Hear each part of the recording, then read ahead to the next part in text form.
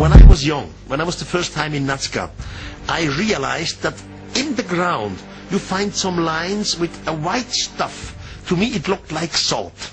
I crushed it out with my nails. I took it into my mouth. It doesn't smell like salt. It smelled like nothing. I went to the hotel. I stirred it in hot and cold water, but nothing changed. So I asked the Dresden University, please take some samples of this. What is this? They analyzed it in the big microscope, and out comes a crystalline glass. We don't understand this. So I know for sure something is wrong in Nazca. In 1998, perfectly round, highly radioactive iron pipes were found in and around a cavern located underneath an iron pyramid on a mountain in a mostly uninhabitable area of China. The pipes date to the beginning of the age of the bull, the age of the destroyer. In the state of Washington, it was against the law for an Asian to marry a white person, up until not too long ago. It is no accident that most people think the Great Pyramids of Egypt are such a mystery. They were built to warn us. They are all aligned to the stars, most of which reside in China, which not only has the largest pyramid in the world, they have over 100.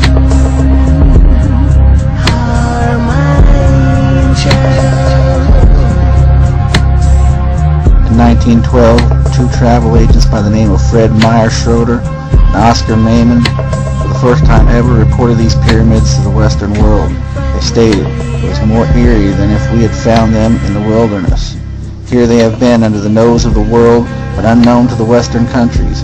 The reporting of this was put aside to make way for the sinking of the Titanic. The Titanic was a large passenger ship owned by 33rd degree Mason J.P. Morgan. Later, James Gussman and his co-pilot stated after having technical difficulties which led them off course while flying during the Second World War, I banked to avoid a mountain and we came out over a level valley. Directly below was a gigantic white pyramid. In 1947, in the New York Sunday News, an article was published with a photo. The story was then quickly replaced by a report of a UFO crashing in Roswell, and the media was flooded with stories of the Egyptian pyramids being built by aliens. All mention of Asian pyramids was then banned from the mainstream media and not allowed back again until almost 50 years later, making people forget the markers were left to represent the ages of the destroyer, such as the Pleiades and the Taurus Bull constellation. And all around the world, no matter what language the people are speaking, the God who wanted the people to be like the gods and gave them the knowledge to build the temples is described as the God of merchants and of arts, crafts, and knowledge, of the dawn of Venus. The feathered serpent was the legendary bringer of civilization to Central America, the teacher of astronomy and architecture. Serpent symbolism is found all across the ancient world. In the temples of Angkor, in Cambodia, images of gigantic serpents with many heads are everywhere. The god-monster Typhon smothered the earth, choking everything. The earth belonged to Zeus. The feathered serpent was the symbol not only of a god, but of a group of human beings. Mayan sacred texts call them plumed serpents, great knowers, great thinkers in their very being. To the Aztecs, they were light-skinned and bearded. This is what the war was about. Poseidon gave this knowledge to his people to make everyone equal, but the bloodline of Zeus wanted to keep their status as gods. They wanted control of the entire world. Civilizations such as the Aztecs, the Mayans, and the Hopi were all descendants of the Asians, tribe of Poseidon, and they verbally passed down for thousands of years information about each of the previous three worlds of this cycle, information that almost the entire race of humanity has been forced to forget, at the hands of the brutal mentality of the descendants of the tribe of Zeus. The firstborn son of Enlil, Zeus, was named Sin. He was the inheritor of what was known in the land we now call Iraq of the Tablet of Destiny. It is because of these Sumerian tablets that we now know what the tree of life and tree of knowledge in the modern Bible really was. It was because of his inherited knowledge that the tribe of Sin was able to conquer the age of the bull. This gave Sin the titles Lord of the Cowherders and Lord of the Calendar. He was worshipped by his descendants as the one who determines the destinies of distant days. And on his head he wore 2 bull horns, and their symbol was the cross.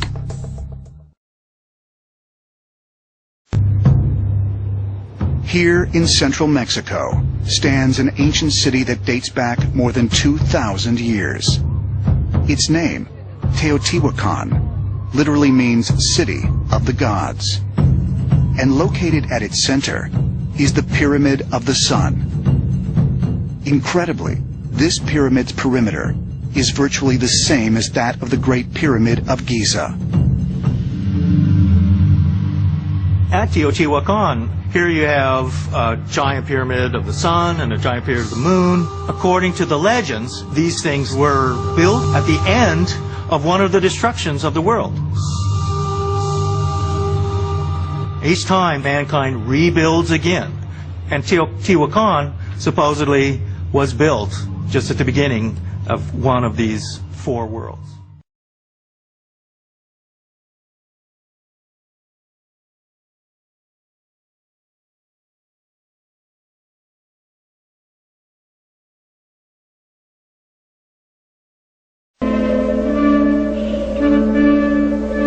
To the Hopi, life is part of an infinite pattern, a continuum of cycles within cycles. The spinning of the planets reflects the cycle of the seasons, and the circular journey of human life mirrors this larger pattern. The Hopi believe they emerged from below into this world after 3 prior worlds had begun and ended.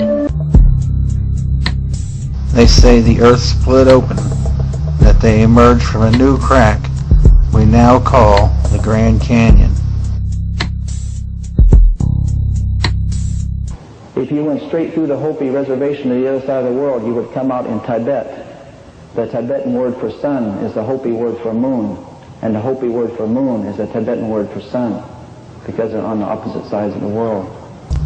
After they emerged from the ground, the bloodline of Zeus appointed Massa as guardian of their new territory. The people that worked under Massa to rebuild the new cities we now call Masons. Massa owns this land over here. We met him in Oloraibi, and then he gave us permission to live here with him and give us this knowledge to take care of this world for him. So this really belongs to the Great Spirit, Massa. This figure represents the Great Spirit or guardian of this land that we came on. In the first figure carved by the Hopi ancients, the Great Spirit or Creator meets man. The Creator then gave man the sacred circle, a promised life of peace and plenty if, and only if, man would follow the spiritual path. While the brown man waited, the white man traveled the earth on a mission to spread the spiritual circle and return with knowledge. He was supposed to bring this, but instead he brought a symbol of a cross, they said. It's on here, cross. They were light-skinned and bearded.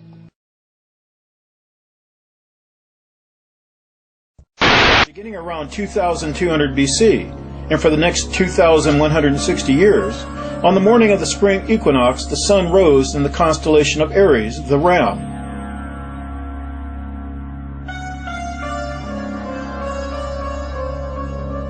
Therefore, in ancient Egypt during the age of the Ram, the Egyptians worshipped the Ram, and numerous statues and monuments were dedicated to the Ram god.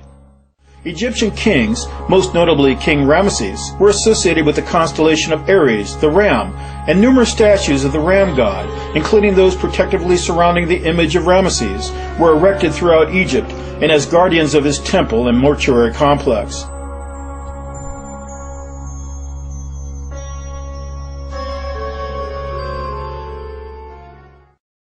At this same time, they assigned a new creator god in the age of the creator, the age of the ram, to the people we now call Jews. But instead of just watching over a specific territory, they were promised the land of Israel for their cooperation in taking over the territories that once belonged to the descendants of Poseidon. This is what the Lord, the God of Israel, says. Each man strap a sword to his side. Go back and forth through the camp from one end to the other, each killing his brother and friend and neighbor. The Levites did as Moses commanded, and that day about 3,000 of the people died. And the Lord struck the people with a plague because of what they did with the calf Aaron.